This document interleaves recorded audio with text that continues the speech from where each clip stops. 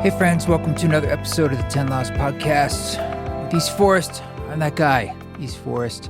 Coming to you solo this week and kind of giving you a sit-rep situational report of where things have been, where my mind's been, and what's been coming up. I do want to say quickly over on the Patreon that we're about to share the entire performance from New York City.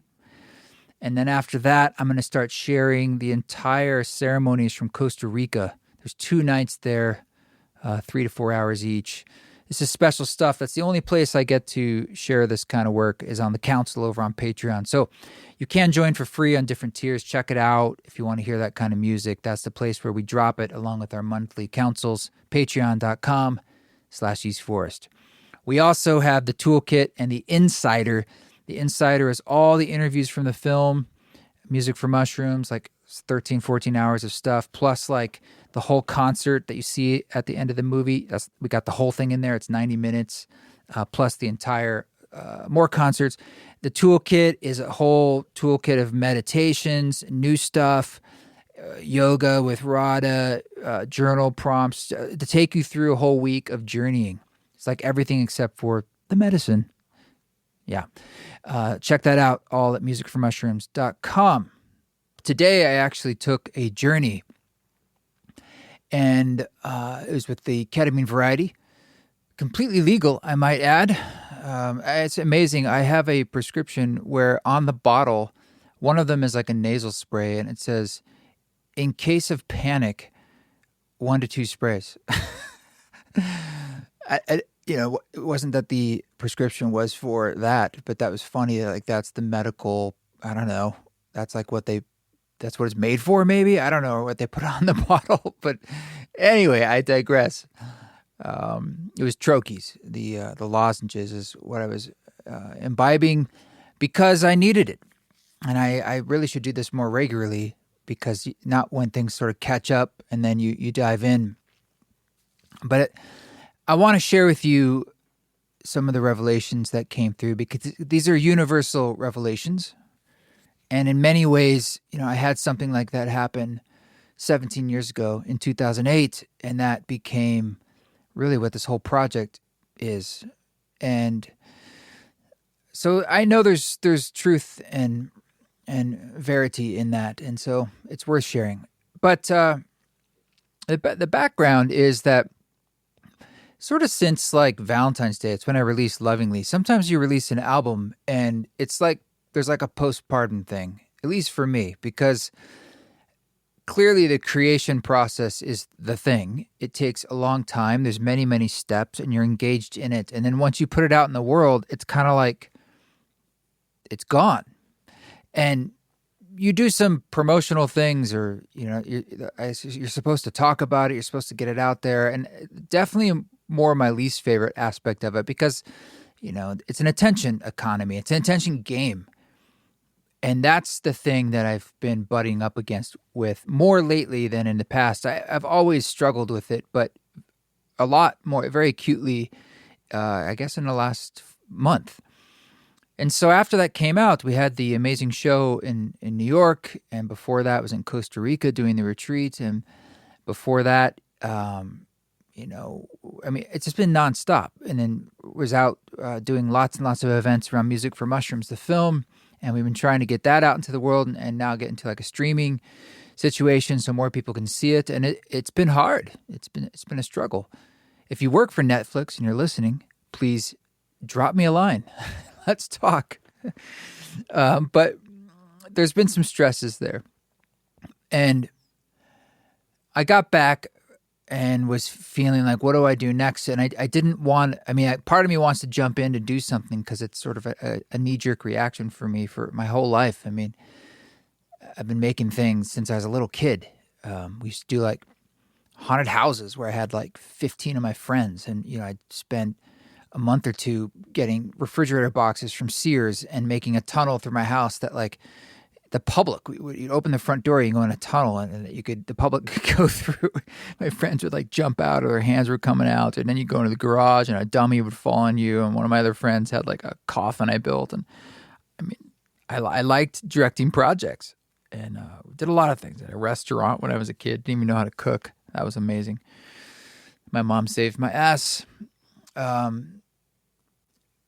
Anyway, I've always been looking for acceptance, like validation in a way, to feel accepted by the world. And I think it was in third grade when I first started thinking like, oh, you can be like wacky or funny, and people will pay. That's a form of acceptance. Like they pay attention to you. And so I'll be the class clown that year, and that was the year I had my first like big nervous breakdown, kind of seeing the road ahead. But it was also the year as a little kid. I mean, how old are you in third grade? 9? I decided my name would be Sir Trevor the Great for 1 year. I mean, it sounds obnoxious now, but that's what I did. I just wanted to be different, and yet accepted at the same time. But you can track that through to here we are, moving through life. And I was an actor out of college, went to graduate school immediately, got an MFA in acting. I had like a month off, and then 2.5 years later, immediately, boom, right into New York City. 23 years old, right before 9/11 happened, and just did that, and then had my big, this is the Cliff Notes, had my big psychedelic awakening with music, my first record, The Education at Individual Soul, in 2008. And then I just felt very clear that like, oh, music, this felt like the clearest path to the soul. And it felt like something was awakened within, and it frankly just emerged very naturally, and it was very joyful from there in that way. But all these years have passed, and I came home, and I've been thinking a lot about how. Let me just shut this door. Hold on a second. Pepper's here. All right, spring chill here in Boise, where you can't tell if it's going to be super warm or that it's going to start snowing, and it's done both today. Back in 2008, when I was this little burgeoning nugget of naivete into the spiritual world, things felt more innocent in that zone, and it felt kind of like you were in the community, and if you weren't, you weren't. But if you are, we're all just sort of learning and wanting to wake up, and in doing so, that is the betterment of all beings. The classic kind of bodhisattva view. It made sense. It still makes sense, but the world has dramatically shifted, and particularly since COVID.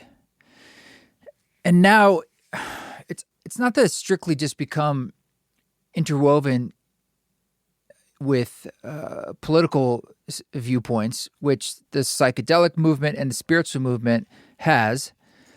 And I put those movements, of course, they're in the same like family. Now it feels like sometimes when I'm supporting certain general efforts that I'm interested in the spiritual realm, I'm not always sure, like, well, what am I tangentially, or what's in this tent that I'm also propping up that maybe I feel uneasy about, or has duplicitous motivations. In essence, things aren't as clear cut. And in that, it brings me pause. And then, of course, the election happens, and Trump comes back, Trump 2.0, and even taking just him as a person out of the figure, like things have been shifting so dramatically. Concurrently with this is this rapidly approaching AI that maybe a lot of you think is not really much of a thing, or you've had some interaction with a clunky chatbot, and you're like, this is stupid, like this is not going to kill us, or blah blah blah. But look, I really believe it is coming.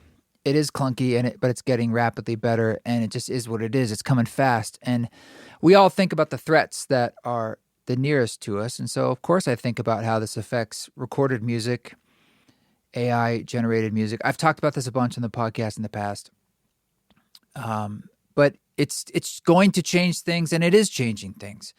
And it does give me pause about, like, a little bit, like, should I just be making more music inside a system where as a career when there's this level of saturation rapidly forming in recorded music, and I think we've just barely gotten going with that. So that gives me some pause. Clearly, the process of doing it is very, very beneficial for my mental health, and I enjoy it. But I'll be honest, it's like I needed that motivation, that fire. It seems like to keep it moving, and for something has like stopped me in my tracks in the last month, where I came back and was like, "What am I doing? Well, how do I meet the world? How do I meet the world in a way like I did 17 years ago?" It felt like it made sense as a form of resistance, as a form of counterculture, in the parlance that culture is never our friend. That's the old Terence McKenna idea. So if we are wanting to be counterculture, part of an awakening of love, how do we do that? And I can hear people out there saying now, like, it's really simple. You just love. You do loving things. And I would say that is true, but for some reason, I'm just cautious about not wanting to be part of a problem, or not wanting to be part of a hamster wheel, or a form of distraction, or a form of noise. So that starts to bifurcate out into different things like social media, which I've long railed against that on the podcast for a long time. Of course, I'm on these platforms. We've spent a lot of time and money, particularly on promoting the film and in other ways, and it just feels like kind of a race to the bottom. In promoting lovingly, here's an example, and this is getting somewhere, just so you know, and sorry, but this is a bit more of an explorative rant this week, and you can let me know if that's interesting to you at all. I suppose just don't listen if it's not, but if it is, let me know. So I did this as part of the lovingly, you got to create some content. When I'd have little ideas, I'd make a reel. And so I was just walking the dog, and I pull out the phone, and or maybe I was here in the studio. I don't remember. I've made a few of them. And I just said something that was intentionally a bit provocative, which I believe in, but it was intentionally like, hey, let's have a little fun with this. And I said, please stop listening to playlists. Basically, like, when you're making an album that's intentionally or bespoke for guiding a journey, that's inherently going to be better than a playlist of an amalgamation of artists. And above all of those would be a live music, of course. So it's sort of like, just in some ways, stating the obvious, that there is just an inherent hierarchy of value, even if it's an amazing playlist. And I'm kind of putting that out there because there aren't many intentional bespoke albums for psychedelic guidance that are long form for obvious reasons. There are multitude playlists, and people are constantly saying they're calling the album lovingly or music for mushrooms or in a playlist. And I know to them, they're like, what? Why are you upset? There's no, they're using the words interchangeably, but of course I'm being wonky. And anyway, I make this reel, and because it has a hint of divisiveness in it, essentially out of the gate, which I'm admitting I knew was there, the algorithm picks it up and shares it. And it ends up getting lots and lots of people see it for relative to my world, and a lot of comments, and some people a little like miffed, or thinking you got a lot of ego going on there, or like, I don't agree with you, and all that's fine, totally fine.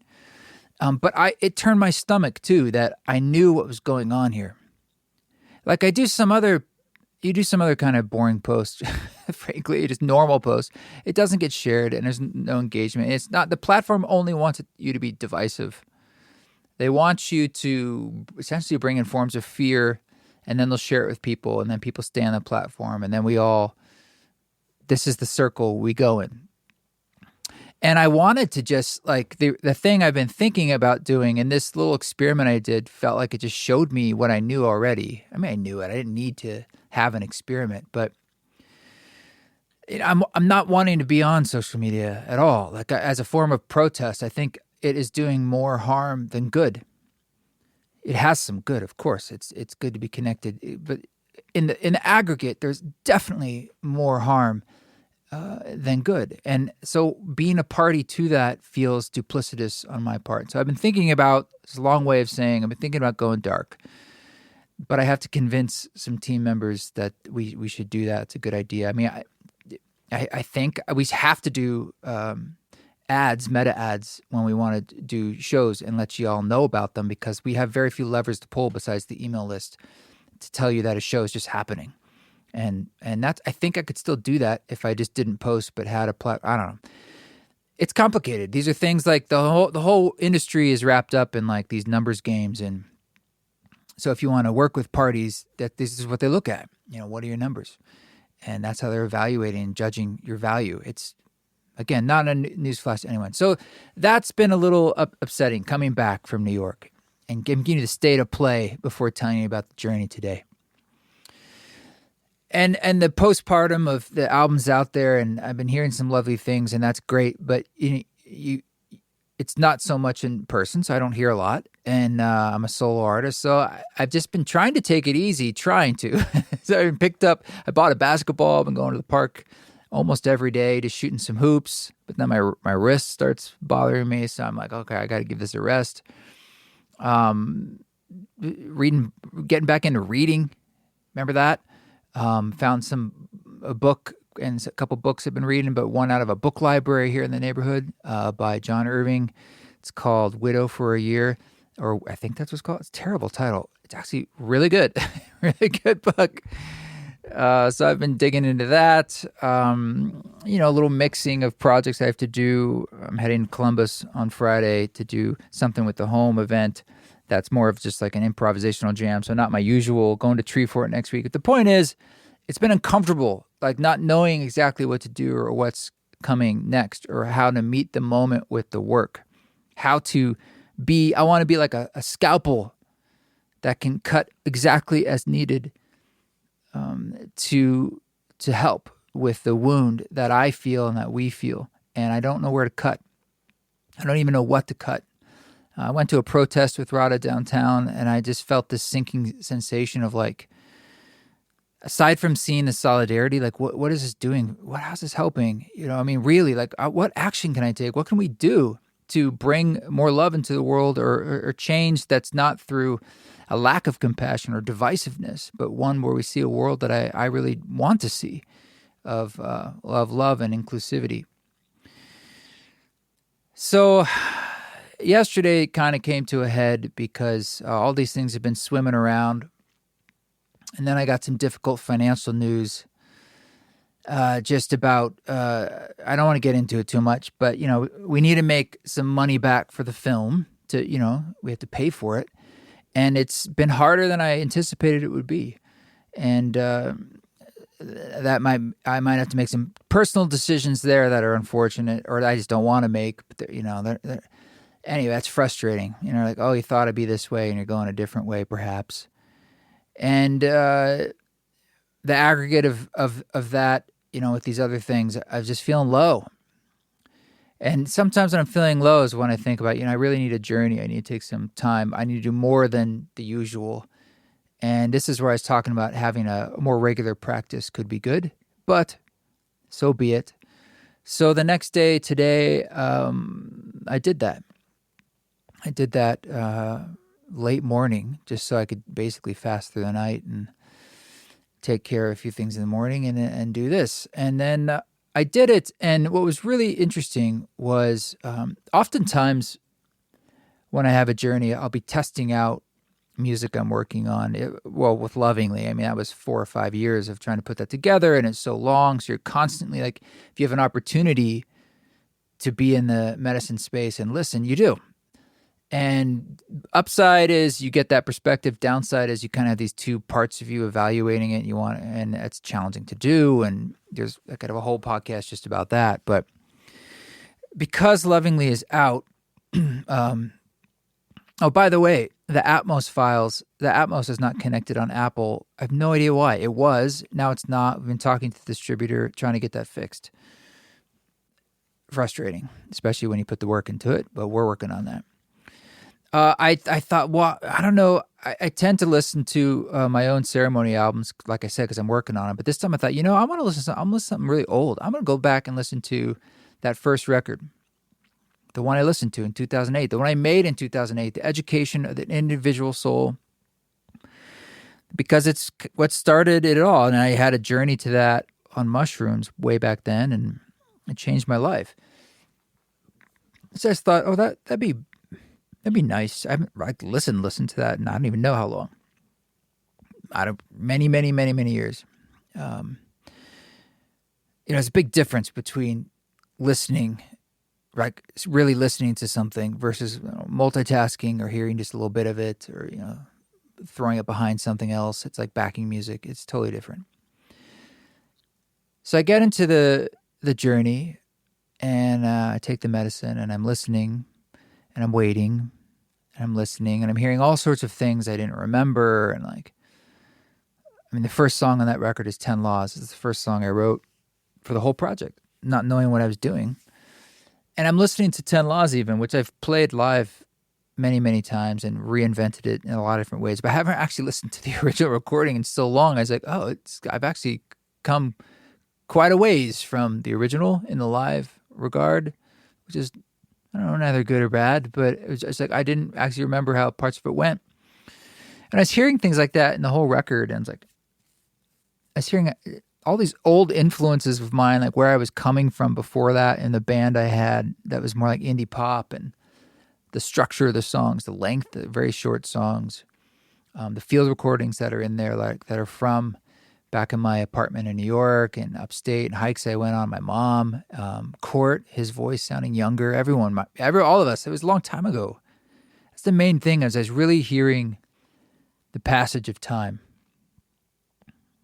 And I could really feel being back in that time through the sounds, particularly the little field recordings, like the jingling of my keys going in the door during the York Street song, or the sound of my door shutting in my old apartment. I was like, it really brought things back. I was like, oh, right. I fucking remember that.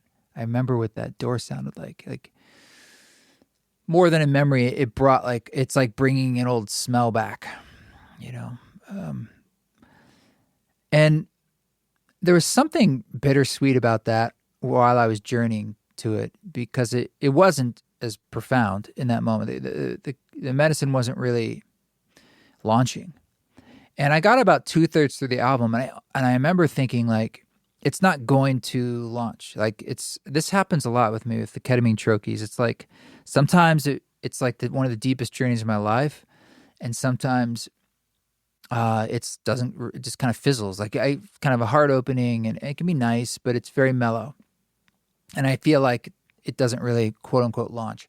And this felt like that's one of those times. And I was like, I was going to bail. I was really just going to be like, well, should I just get up and, relax? And I started to.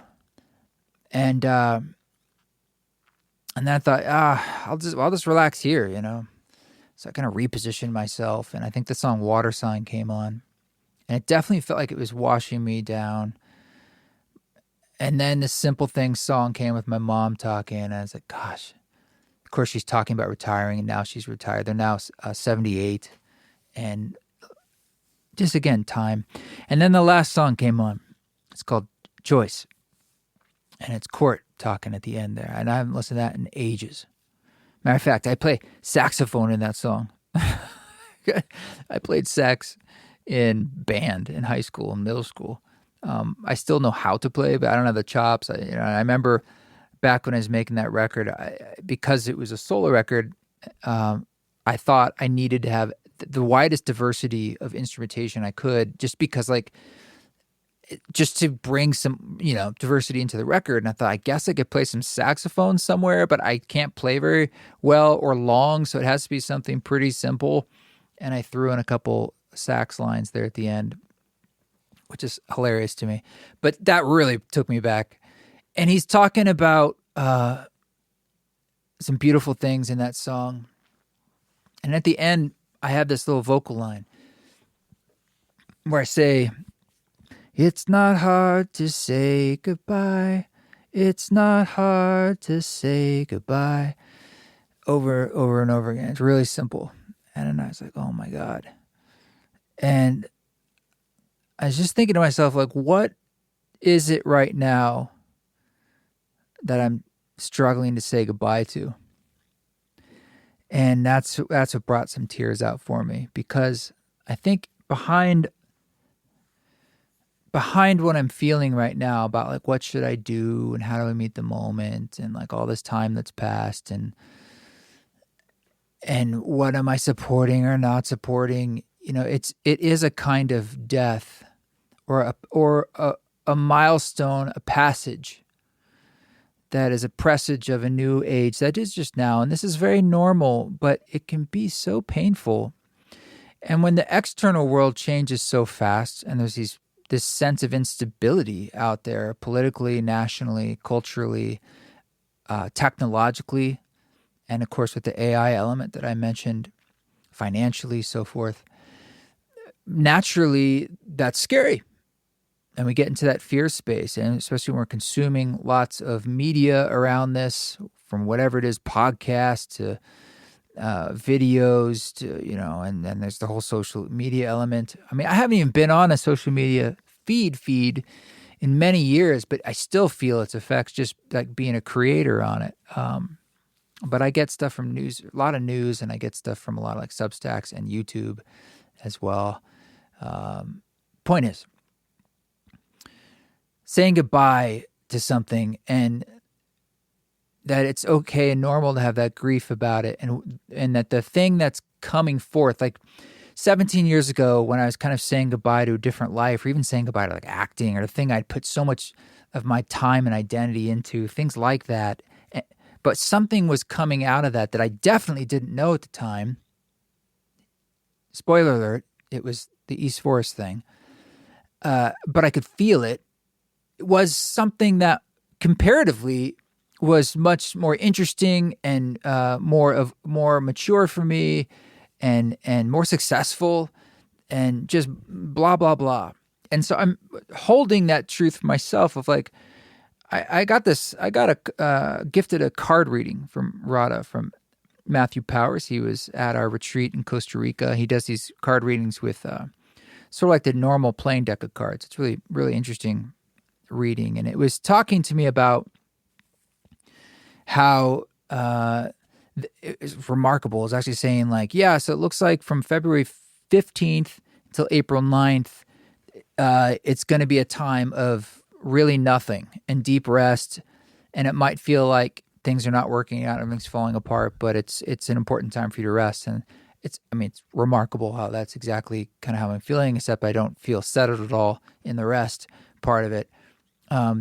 He did this, side note, he does this really interesting reading. It's on Zoom. And then he also had this sort of PDF of some words and typing and images.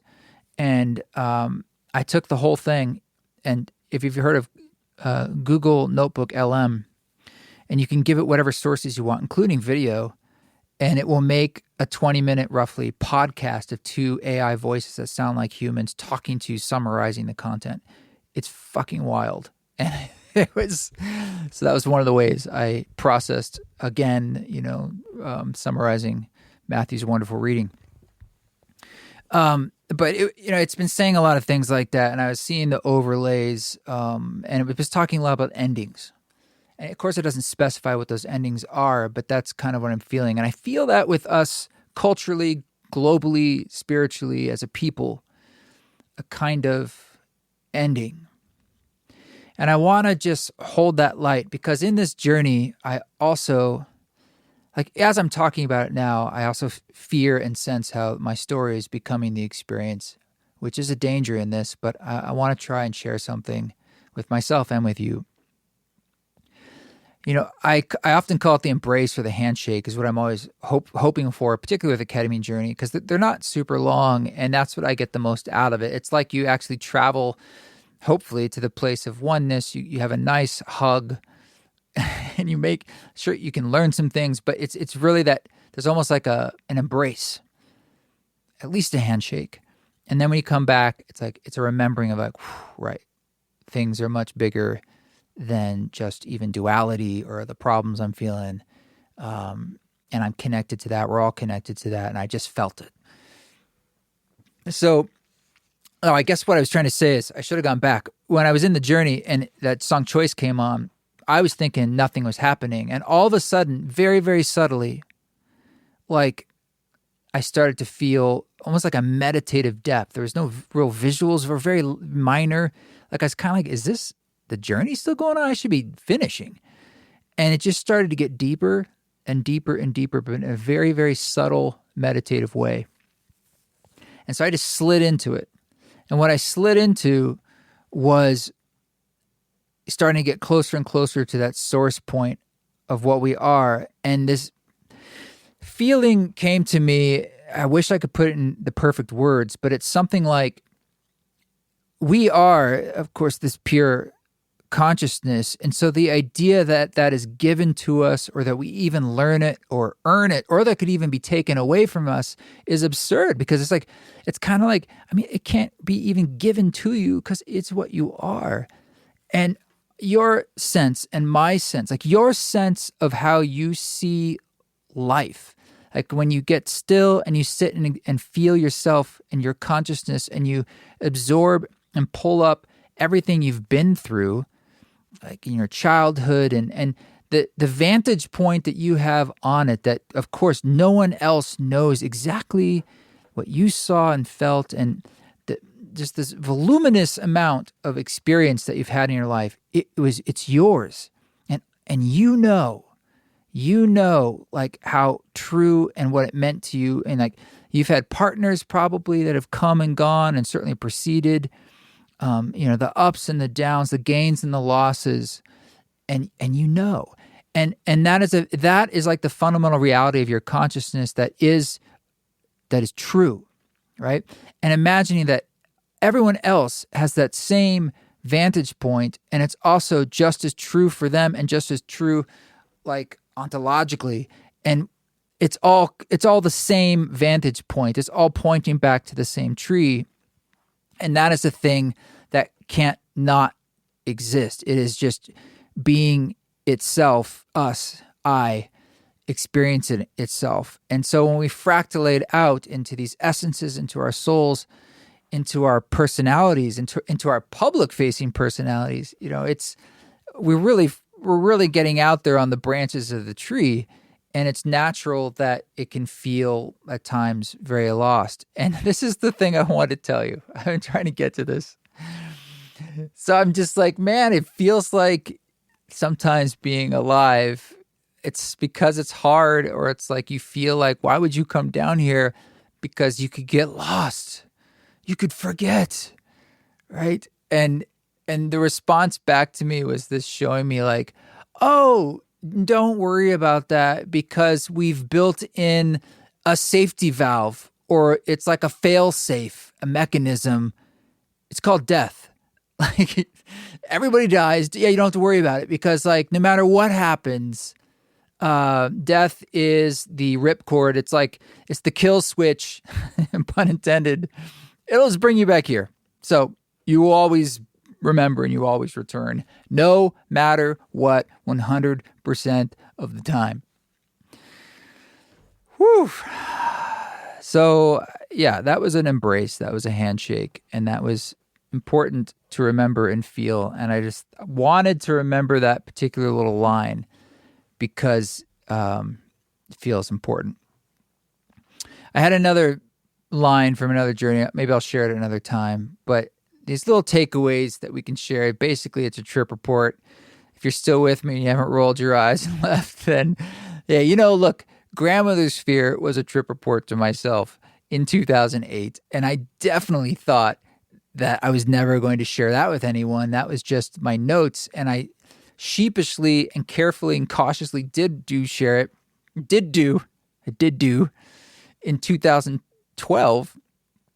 And that became a song that a lot of us, you all seem to enjoy.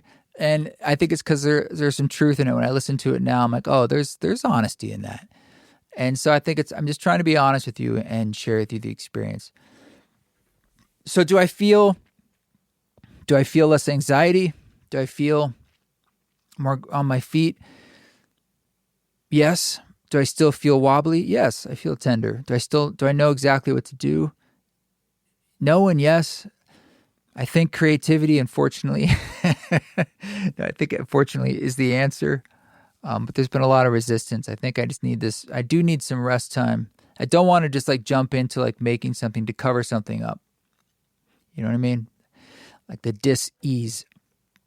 And that's what I'm being cautious of. Like when I have the feelings of like, is this it? Is it over? Or like, is this the last music I'll make or do? Or is AI coming so fast? Like I'm sensing the future. Like it's all won't be a business anyway where I can record stuff, but I don't know. Of course we don't know, but it's like these fears, these things that you sense. But then what I see behind that is going back to that sense when I was a little kid in third grade and wanting that sense of validation or being accepted. And that's still a part of me. And I'm like, well, if the real growth is accepting myself regardless of achievement or the outcome or the output, that seems valuable. But then I'm like, well, if I jump into stuff, then maybe I'm not giving myself the opportunity to find that love, that self-love. And so it's a dance, and these things aren't black and white. So maybe a little more time to cook and see what's going on. But there have been endings. As you know, I've mentioned the podcast on Spotify. They shadow banned it. They deleted it. And I've run out of mechanisms to get it back. So I am no longer actively trying to get it back because I don't know what else to do. But I think Vivek, my lawyer, reached out to our distributor, but I'm not holding my breath.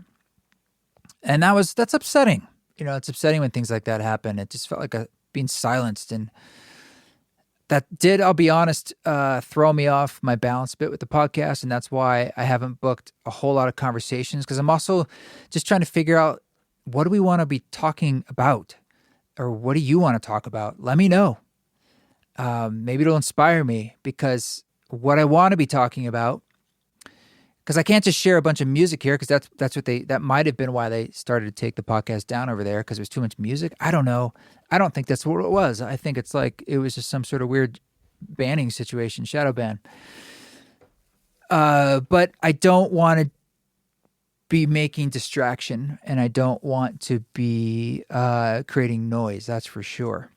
And so I want to be feeling like we're at least singing to one another, loving one another, or sharing important information with one another. And I haven't exactly figured out how that scalpel is going to work in these times. It's like the thing we're trying to cut carefully is moving too fast, or it's continually adding things you need to triage and address. And I think that's probably the point. And a lot of us have a lot of political things where I do a lot of analysis and consumption of geopolitical information and political information and intellectual blah, blah, blah. And I do talk about it, at least with myself or others, a lot. So maybe that's something we could find a place for on the podcast too. But let me know. You can write us at team@eastforest.org. At least for now, you can message us on Instagram. That's your best bet if you want something to get through. Mary can pass it along, or Joseph. And until then, thank you for those who have been using Lovingly and trusting it and going on your own journeys. We'd love to hear, sort of like I'm doing today, what messages and what gifts are you getting from the ether, from the void, from the great womb of the mother that we are in? I think it's important to share them if you feel like it's safe for you to do that and good, please do. Probably forgetting some things, but if you're coming to Treefort, Rod and I will be doing an event together, I believe at noon at the Treefort Music Hall on the Sunday of Treefort, and then I'm playing a set right after that. And I'll be in Columbus on the Equinox with the Home Sound Bath. It's an ensemble sort of ambient jam, so not my normal set, but I'm looking forward to that. But until then, keep walking, friends, and I will catch you soon.